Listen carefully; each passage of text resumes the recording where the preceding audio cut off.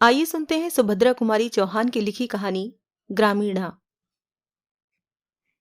पंडित रामधन तिवारी को परमात्मा ने बहुत धन संपत्ति दी थी, किंतु संतान के बिना उनका घर सूना था। धन धान्य से भरा पूरा घर उन्हें जंगल की तरह जान पड़ता। संतान की लालसा में उन्होंने न जाने कितने जप तप और विधान करवाए, और अंत में उनकी ढलती उम्र में पुत्र तो नहीं, किंतु एक पुत्री का जन्म अवश्य हुआ। तिवारी जी ने खूब खुले हाथ से खर्च किया। सारे गांव को प्रीति भोज दिया गया। महीनों घर में ढोलक ठनकती रही। कन्या ही सही, पर इसके जन्म से तिवारी के निसंतान होने का कलंक धुल गया। कन्या का रंग गोरा चिट्टा, आंखें बड़ी बड़ी, चौड़ा माथा और सुंदर सी नासिका थी। उसका नाम रखा गया सोना। सोना का लालन पालन बड़े लाड़ प्यार से होने लगा। सोना के 7 साल की होने पर तिवारी जी ने घर में एक मास्टर लगाकर सोना को हिंदी पढ़वाना आरंभ किया। सोना ने थोड़े ही समय में रामायण महाभारत पढ़ना आरंभ कर दिया। ज्यादा पढ़ाकर उन्हें सोना से कोई नौकरी तो करवानी नहीं थी, इसीलिए सोना का पढ़ना बंद करवा दिया गया। अब सोना 9 वर्ष की सुकुमार सुंदर बालिका थी। उसकी सुंदरता और सुकुमारता देखकर गांव के लोग कहते, तिवारी जी, आपकी बेटी देहात के लायक नहीं है। इसका विवाह तो कहीं शहर में ही करना। सुनते हैं कि शहर में बड़ा आराम होता है।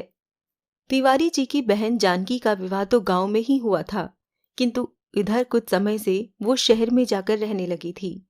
जब कभी वो शहर से चौड़े किनारे की साड़ी, आधी बाह का लेस लगा जैकेट, पैरों में काले काले स्लीपर पहनकर आती, तो सारे गांव की स्त्रियां दौड़ दौड़ कर उसे देखने आती।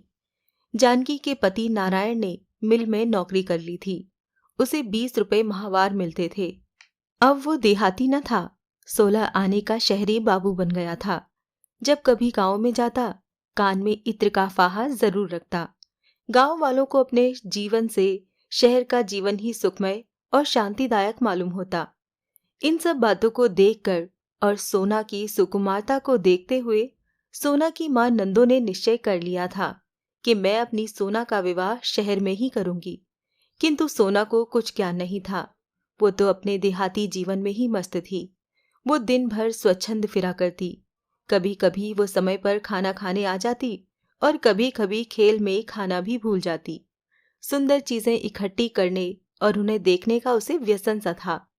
गांव में उसे अपने जोड़ की कोई लड़की न मिलती, इसीलिए किसी लड़की से उसका अधिक मेल जोल न था। नंदू को सोना की स्वच्छंद प्रियता पसंद न थी, किंतु वो सोना को दबा भी न सकती थी। जब कभी वो सोना को इसके लिए कुछ कहती, तो तिवारी जी उसे आड़े हाथों लेते, कहते, लड़की है, पराए घर तो उसे जाना ही पड़ेगा, क्यों उसके पीछे पड़ी रहती हो? जितने दिन है खेल लेने दो, तुम्हारे घर जन्म भर थोड़े रहेगी। लाचार नंदो चुप रह जाती। सोना ने 13वें साल में पैर रखा, किंतु तिवारी जी का ध्यान इस तरफ था ही नहीं। एक दिन नंदू ने उन्हें छेड़ा, सोना के विवाह की भी कुछ फिक्र है? तिवारी जी चौंक से उठे, बोले, सोना का विवाह? अभी वो है क्या साल की? किंतु ये कितने दिन चल सकता था? लड़की का विवाह तो करना ही पड़ता है। इधर सोना अभी भी निरी बालिका ही थी। वो राजा रानी का खेल खेलती। अब उसके अंग प्रत्यंग में धीरे धीरे यौवन का प्रवेश हो रहा था, किंतु सोना को इसका ज्ञान ही नहीं था। सोना का विवाह तय हो गया। वर की आयु 22 साल की थी। वो सुंदर, स्वस्थ एवं चरित्रवान युवक थे। वो एक प्रेस में नौकरी करते थे। 75 रुपए माहवार तनख्वाह पाते थे। घर में एक बूढ़ी माँ को छोड़कर और कोई न था। बिहार के रहने वाले थे। कुछ ही दिनों में यूपी में आए थे। पर्दे के बड़े ही पक्षपाती और पुरानी रूढ़ियों के कायल थे। नाम था विश्व मोहन। जब तिवारी जी ने विश्व मोहन और उनके घर को देखा, तो उनकी खुशी का ठिकाना ही न रहा। विश्व मोहन बाबू पूरे साहब दिखते थे। उनके घर के सभी खिड़की दरवाजों पर चिक पड़ी हुई थीं। जमीन पर एक दरी बिछी हुई थी, जिसके बीच में एक गोल मेज थी। मेज की चारों तरफ कुर्सियां थीं। सुंदर सुंदर प्यालों में मेज पर बैठकर चाय पीने का तिवारी जी के जीवन का ये पहला अनुभव था। चाय पीने के बाद तिवारी जी ने 2 गिन्नियां वरीक्षा में देकर शादी पक्की कर दी। रास्ते में नारायण ने कहा, घर में देखा कितना पर्दा है। इनकी माँ बूढ़ी हो गई है, मगर मजाल है जो कोई परछाई भी देख ले। तिवारी जी खुशी खुशी घर लौटे। घर आकर उन्होंने नंदो के सामने वर के रूप और गुण का बखान किया तो नंदो फूली न समाई। वो जैसा घर और वर अपनी पुत्री के लिए चाहती थी, वैसा ही उसे मिल गया। इसके लिए उन्होंने परमात्मा को धन्यवाद दिया और नारायण को मन से आशीर्वाद दिया। सोना ने जब सुना कि उसका विवाह हो रहा है, तब वो दौड़ कर आई। उसने माँ से पूछा, माँ, विवाह कैसा होता है और क्यों होता है? माँ समझ ही न सकी कि पुत्री को क्या उत्तर दे, किंतु चतुर जानकी ने बात बना ली। वो बोली, विवाह हो जाने पर अच्छे अच्छे गहने कपड़े मिलते हैं, इसीलिए विवाह होता है। सास के घर जाना पड़ता है। सो तो मैं पहले से ही जानती हूँ बुआ जी कि विवाह होने पर सास के घर जाना पड़ता है। मैं कहे देती हूँ कि मैं कहीं नहीं जाऊंगी, विवाह चाहे करो या ना करो। कहती हुई सोना खेलने चली गई। नंदू बोली, जानकी दीदी, तुम लोगों की कृपा से मेरी सोना सुखी रहे। जैसे उसका नाम सोना है, वैसे ही उसके जीवन में सोना बरसता रहे। सोना का विवाह हो गया। रामधन तिवारी की लड़की का विवाह गांव के अन्य विवाहों से अलग था। उसमें सभी सामान शहर के लोगों के अनुरूप था। विदा के समय बेटी के रुदन को देखकर माता पिता विह्वल हो उठे। विदा के बाद पुत्री के विछोह के साथ साथ तिवारी जी को आत्मसंतोष भी था कि उनकी पुत्री अच्छे घर में ब्याही गई है और सुख से रहेगी।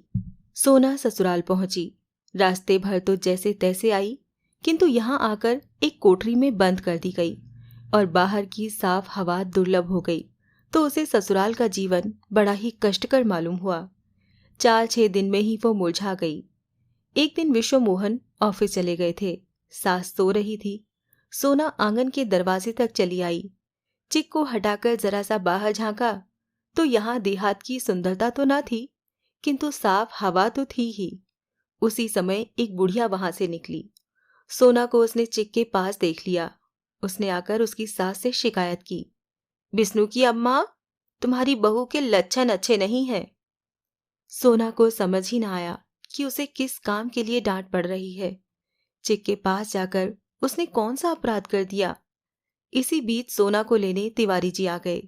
उसने मन ही मन निश्चय किया कि अब वो वापस नहीं आएगी।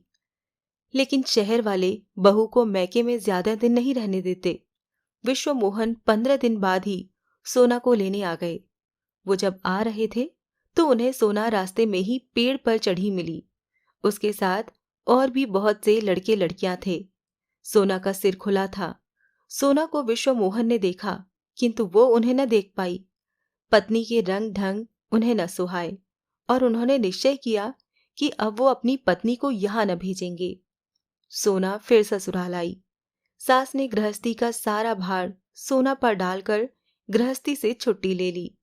सोना ने कभी घर का काम न किया था, अतः उसे बहुत कठिनाई हुई। धीरे धीरे उसे काम का अभ्यास हो गया। घर में रात दिन बंद रहने की आदत न थी। बाहर जाने के लिए उसका मन व्याकुल रहता। बाहर चना जोर गरम या अन्य आवाजें सुनकर वो व्याकुल हो जाती। अपना ये जीवन उसे कैद खाने के समान लगता। सोना बहुत दिनों तक अपने आप को रोक न सकी। वो पति और सास की आंख बचाकर गृह कार्य के पश्चात कभी खिड़की, कभी दरवाजे के पास खड़ी होकर या जैसे मौका मिलता जाकर खड़ी हो जाती। बाहर का दृश्य, हरे भरे पेड़ पत्तियां देखकर उसे कुछ शांति मिलती। मोहल्ले वालों को ये बात सहन न हुई। कल की आई हुई बड़े घर की बहू सदा खिड़की दरवाजों से लगी रहे। पुराने विचार वाले पर्दे के पक्षपातियों को सोना की हर बात में बुराई नजर आने लगी। इसी बीच किसी काम से सोना की सास को कुछ दिनों के लिए गांव जाना पड़ा। अब पति के ऑफिस जाने के बाद वो स्वच्छंद हिरनी की तरह फिरा करती। कोई रोक टोक करने वाला तो था नहीं। कभी कभी वो चिक से बाहर भी चली जाया करती। आसपास की कई औरतों से उनकी जान पहचान भी हो गई। वो लोग सोना के घर आने जाने लगी। वो लोग जो सोना से घुल मिलकर घंटों बातें किया करते थे, बाहर जाकर उसके विषय में न जाने क्या क्या कहते। धीरे धीरे इन बातों की चर्चा विश्व मोहन के कानों में भी जा पहुंची। उन्होंने गांव से अपनी माँ को बुला भेजा। साथ ही सोना को भी समझा दिया कि वो संभल कर रहे।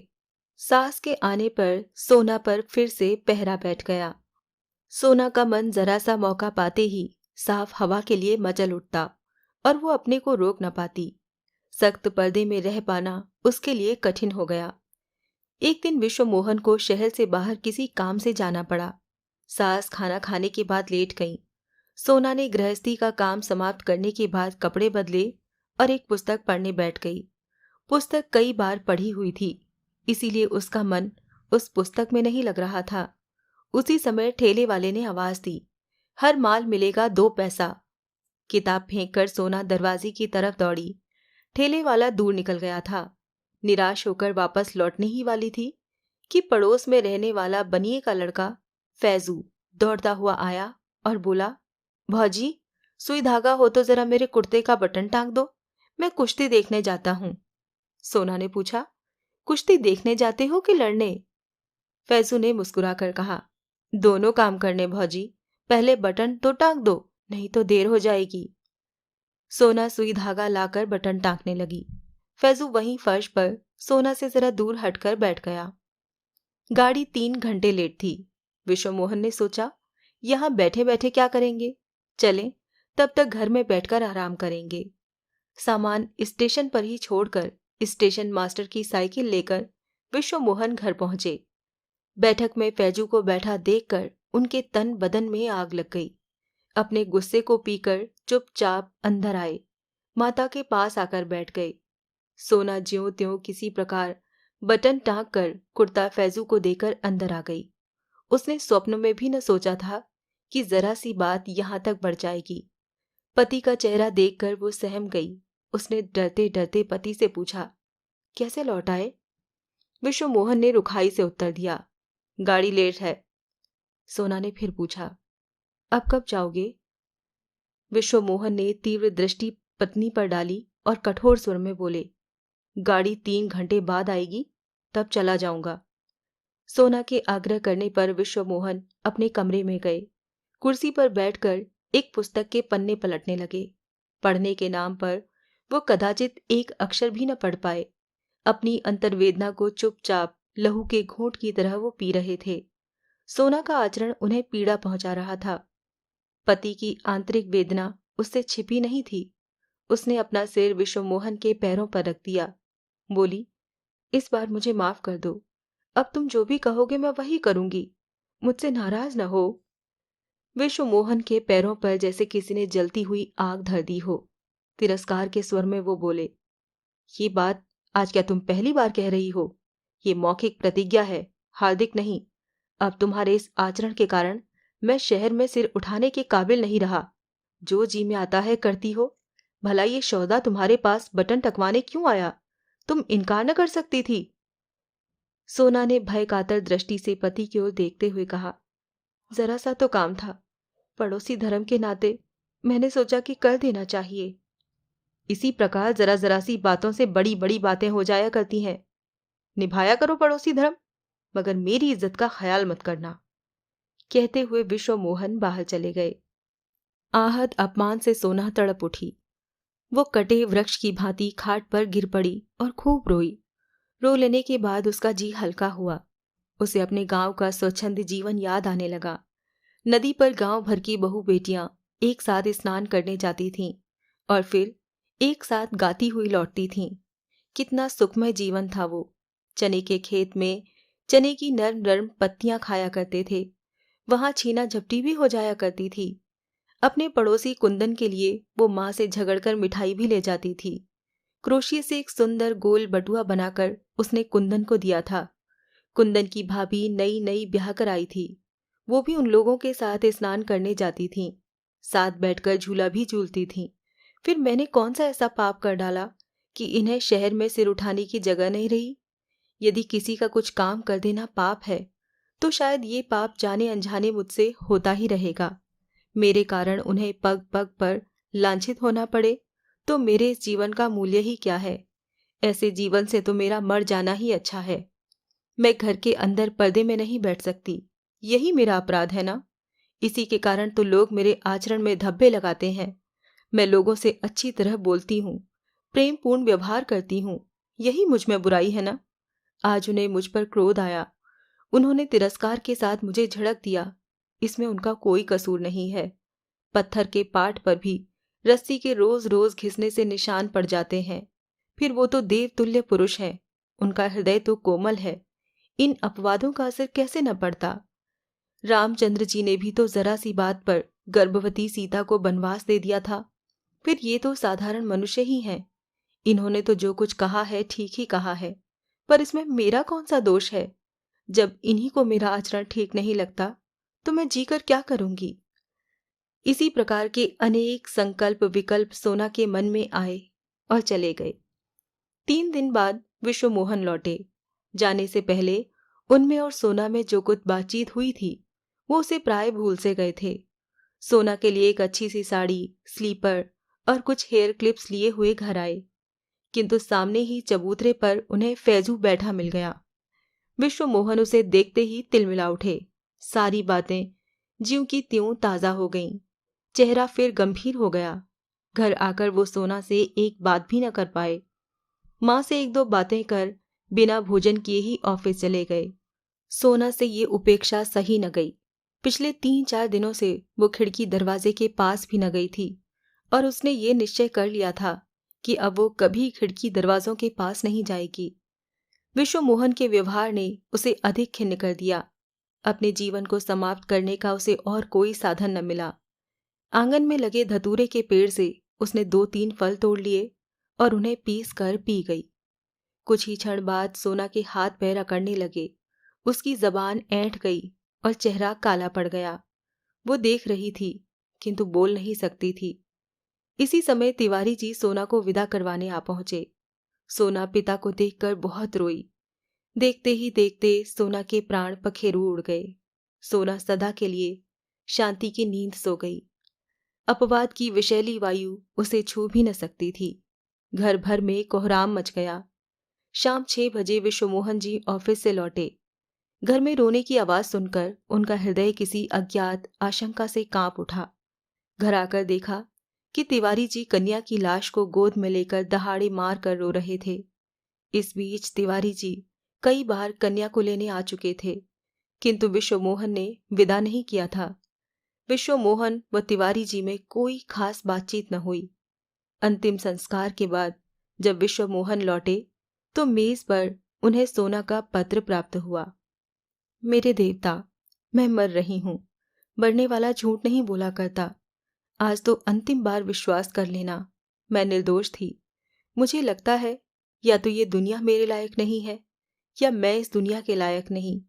इस छल कपट से परिपूर्ण संसार में मुझे भेजकर विधाता ने उचित नहीं किया। आप मेरी ये कठिनाई नहीं समझ सके। एक वातावरण से दूसरे वातावरण में पहुंचकर मैं अपने को शीघ्र ही अनुकूल नहीं बना पाई। अपने मरने का मुझे कोई अफसोस नहीं है। दुख है तो केवल इस बात का कि मैं आपको सुखी न कर सकी।